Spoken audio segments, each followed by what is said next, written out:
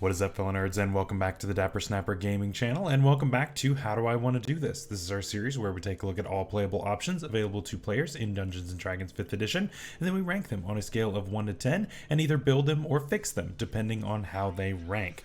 Now, today we are finishing up talking about the Death Domain Cleric, and so we are going to be offering actually two different fixes for this subclass. So if you're excited to see how I would fix that subclass, let me know down in the comments below, and of course like the video and subscribe if you haven't already. As you can see, most people who watch this channel are not subscribed, so please help us to reach our goal of 1,000 by the end of this year. I think we can definitely do it, but I need your help. With that, of course, click the bell so you're notified whenever new videos are uploaded, and of course share with your friends. Word of mouth is a wonderful way of getting the word out there. So the Death Domain Cleric was a really weird one when I went to rank this one earlier this week. If you haven't seen that episode, it'll be up in the icon above right there for you to check out. Watch that before you watch this video here. But basically, I found that this subclass is very confused in what it is it's trying to do. Is it trying to be a damage dealer with spells? Is it trying to do weapon damage? Is it trying to do extra necrotic damage with your weapon? It doesn't really make a whole lot of sense as far as which one it's really trying to go for. It dips its feet in both, and it's just really not super clear which one it's supposed to specialize in, and so it doesn't really shine in either one. So you end up being stretched too thin, it ends up being really ineffective, and I don't think the subclass is all that great as is. So I've made two versions of a fix for this. I normally only make one, but when I made the first one, which kind of was a cleanup of the original, I was like, well, you know, if we're gonna really make a cleric necromancer, if that's how we're going to really go, then I need an entirely different subclass version for this. So we've made two different Death Domain subclasses here for you to check out, and I think that you will like both of them. So let's jump right in. So as always, links to both of these write-ups will be in the description, so make sure to check those out, print those off, give them to your DM, or look at them if you are a DM and see if you would like to try them out in your game as well. These are not play tested, so of course I would love any and all feedback. There will be version 2.0s once I finish this entire series. I'm going to go back and edit a bunch of these depending on what people say, so your feedback is very much appreciated. So this first one is a very basic version. This was basically my attempt to just clean up what was written in the book, not go too crazy with what the features were that were presented, and just kind of retain the same type of flavor while also making it a lot better. So here is what we have done. So for our spell list, we've changed the spell list up a little bit. So we now have Cause Fear and Ray of Sickness for our first level spells. Second level spells, Blindness, Deafness, and Wither and Bloom. I'm adding some new spells in here. I think Wither and Bloom is actually a really cool spell to have on a cleric, and it's fun. It's really fun. Next, Animate Dead and Vampiric Touch, Blight and Shadow of Moil. I like that one. Dance Macabre, that's a really fun one to pull out now. And Cloud Kill, of course we kept Cloud Kill because it's Cloud Kill on a cleric, why not? So this is our new Death Domain spell list, and I think this is a really cool spell list. Is it super overpowered? Not really. But is it better than the one before? I think so.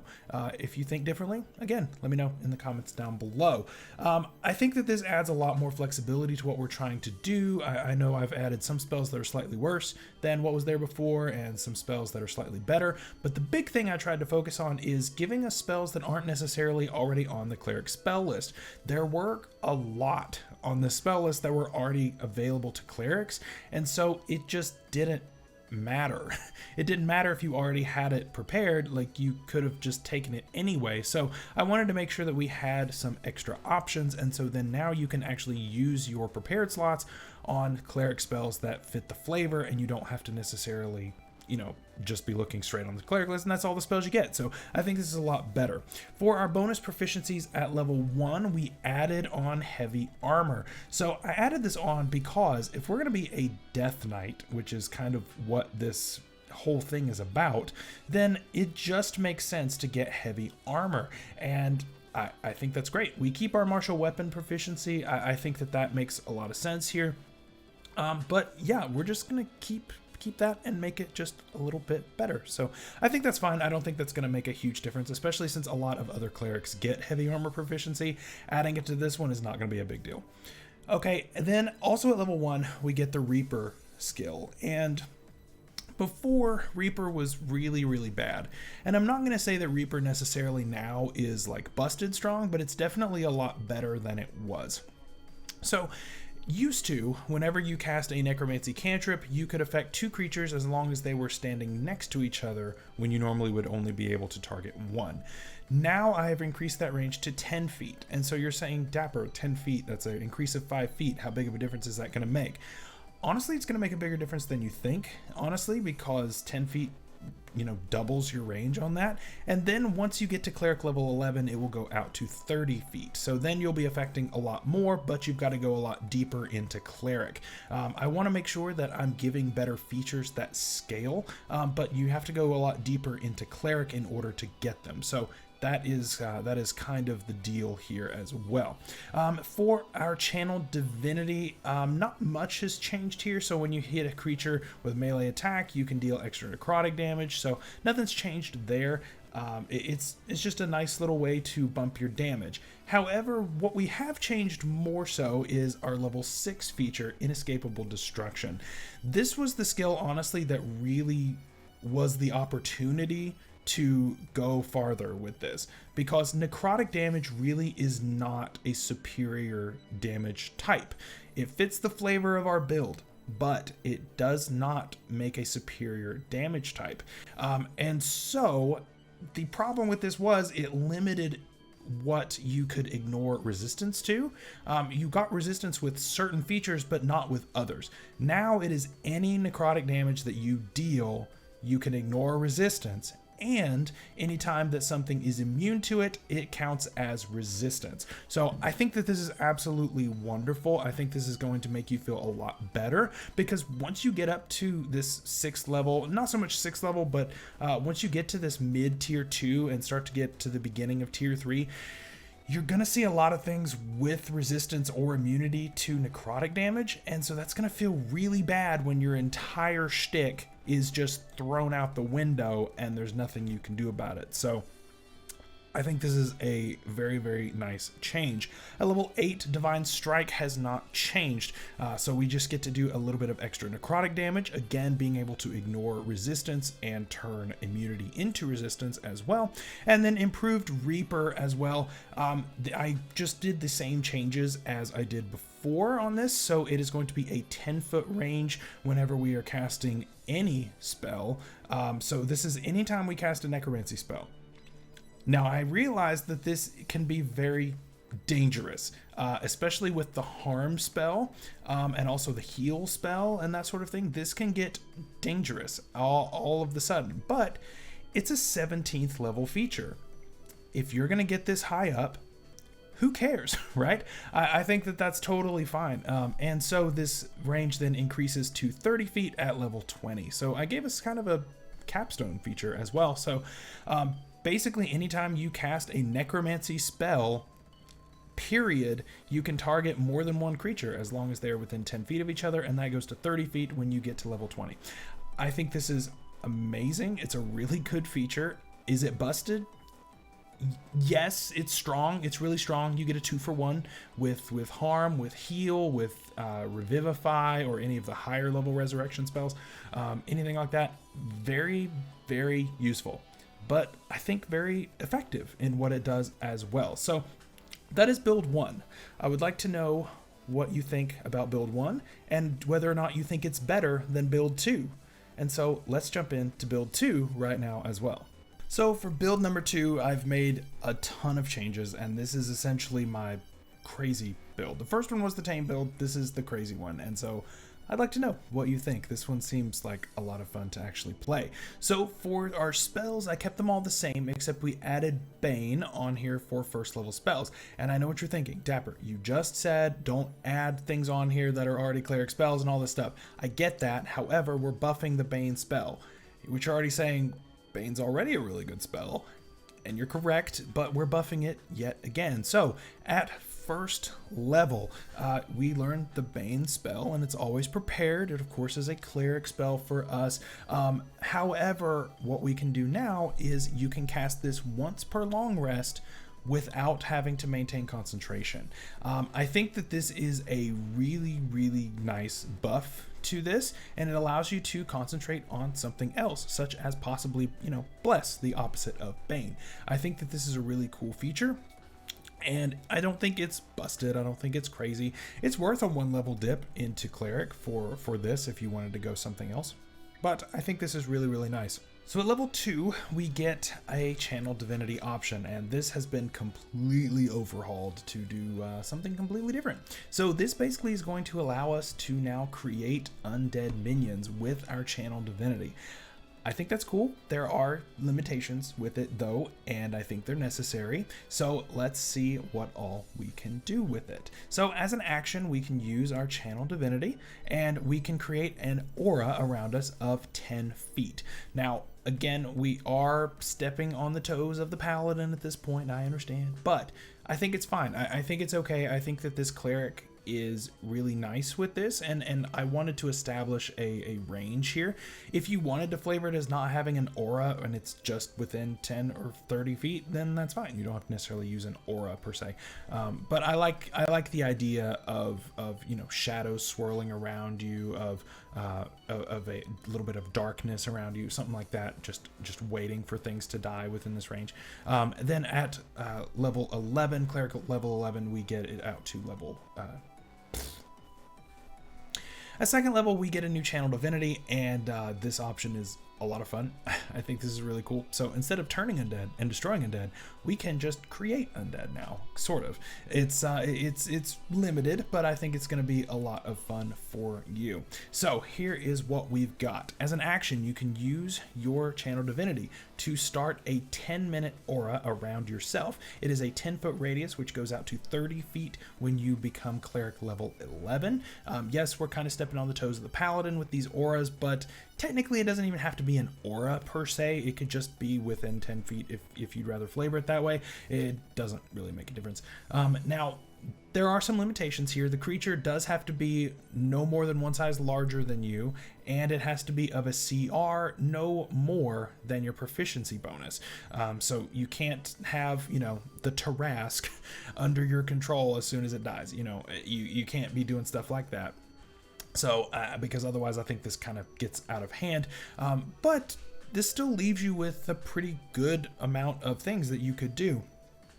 Especially some better minions. You could definitely turn those. Now, you are limited in how many of these you can create at a time. You can't just go around and pick up every single minion on the battlefield. You can only do this proficiency bonus times per aura. So, for right now, you only get 2 undead for the entire 10 minutes. But honestly, that's plenty. I don't think you need any more than that. They do gain the Undead Fortitude feature as well, which is really cool. And they can take any actions that they could take during their life. Now, if they are a spellcaster, they do have to make a saving throw. And if they fail the saving throw, then any of their spells or magical effects will actually fade and just be wasted. So keep in mind, if you're using old rules, which most people are still using, old rules that use spell slots for everything, you don't regain spell slots when they come back to life. Those spell slots are still spent, and it's just wasted if they fail the save. So just be careful with that. And technically with this feature, it's not technically mind control. I wanted to make sure that a level 2 feature is not giving you mind control over these things. It's essentially just charmed by you and is not going to attack you or your allies. But you don't necessarily control it. It is just charmed by you. So keep that in mind. I don't want it to be crazy, but your DM may be nice enough to just allow you to control these. And if so, great. You have a great DM. It's really cool. So yeah, that's pretty much it. I had to word it with spell slots or spell casting things just because of the new way that things are being worded in the new Monsters of the Multiverse book that just came out. I'm trying to catch both of those wordings, and so now that makes things a little bit more difficult to write out in homebrew because now things are two different ways. But yeah, this lasts for 10 minutes, and after your aura ends, everything that is being controlled by you at the time also just turns to ash. So there will be no remains to check on the bodies. So be careful if you need to, inspect something on a body of something. Do not use this feature on it. That could cause problems. But you should have plenty of uses of this per day if you want, just because you have Channel Divinity, so it's per short rest, and then you'll get two uses here in just a little bit, and so on. So I think that this is really cool, and I think that it's just going to be a lot of fun to be able to have your own little minions here and there. So cool. At level 6, we have Skillful Summoner, and this is kind of similar to the Necromancy Wizard, sort of, but with some key differences, and I think that this is really, really cool. So we now learn the Summon Undead spell. Again, I don't want to do it with the Animate Undead spell because that's stepping on the toes of the Necromancy Wizard, and Summon Undead is just a really cool spell, and I really, really like it. You can choose among 3 different options of what kind of undead spirit you want to summon, and it can do a bunch of different things depending on which of the spirits that you choose. And we are going to be able to buff them more so than other spellcasters, which is the entire idea of a necromancy-based subclass, that you can buff your allies that you summon. Otherwise, it's just kind of pointless because then anybody can do it, right? So that is the whole point of what we are doing here. So we get to add these key things to it. So we can add half our proficiency bonus rounded down to the creature's AC.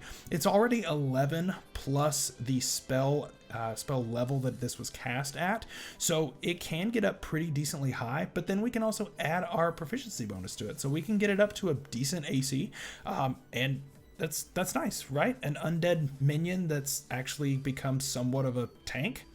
We take those, right? That's really, really cool.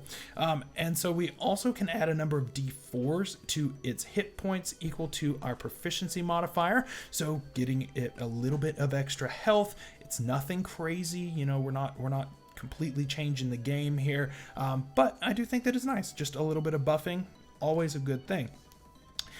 Normally their multi-attack feature rounds down the number of attacks. You can now round it up. I think that's a really cool buff. And then we can add our proficiency bonus to their damage rolls as well. I think that these are a lot of really key buffs here. The Summon Undead spell is a really good spell as is. It just is. The spirit that you summon has so much flexibility depending on which one you choose at each casting, and it just does a lot of really cool stuff. And now we can just do even more really cool stuff. So there you go. Let me know what you think of that. Finally, at level 17, we get Master of Death. And yeah, you want to make a really good capstone feature? Let's do it. So we get 3 things with this feature. We can now affect creatures of a CR less than or equal to our cleric level with our March of the Dead feature. This is no longer our proficiency bonus. This is now 17. It went from 6 to 17, which is quite a big difference. And I think it's great. Once you're at level 17, you deserve it. You might as well be able to. Why not? And you're going to be facing a lot of things that are really high CR. Why not have them fight for you for 10 minutes? It's cool. Why not? Let's just go crazy with it. It's fine. We can now summon 2 undead spirits whenever we cast Summon Undead, as long as it is 6th level or higher. And then if we cast it as an 8th level spell or higher, we can get 3, which is really cool. And we can now add our proficiency bonus to any saving throw DC for an ability triggered by creatures affected by our March of the Dead or our Skillful Summoner feature. So we can now make things that are usually a little bit easier to pass, such as there's Constitution saving throws littered in the Summon Undead spell description. So this will add on to those. Who knows what you're going to be turning undead whenever you are affecting things with your Channel Divinity now with a CR 17. They're probably going to have saving throw DCs in their abilities. And now you can add on to that too. So that's really cool. That's really, really cool. I will say I think that that this can get kind of nuts if it's not held in check. But we've added some caveats in there. You know, at this point, I will say no, like, layer actions would be. Layer actions aren't exactly appropriate here because it's the layer, not the creature. So yes, technically they're listed on the creature's spell list, or on the creature's ability list, but like layer actions really aren't part of the creature necessarily. It's just what it can do in its layer. And then legendary actions as well. That's also a little insane too. So those probably not going to be put in there ever, because those are kind of busted. But everything else I think is really, really fun and really powerful. So let me know if you think that this is absolutely busted, or if you think that it's just a lot of fun and if you would love playing it. So let me know down in the comments below. Next week we will be talking about the Death Domain Cleric. It's week 3. Will we be able to finally get a subclass that ranks high enough for us to do a build? We'll just have to find out. So make sure that you are subscribed so you don't miss that. And of course, stay safe this weekend, stay healthy out there, and we'll see you later. Bye-bye.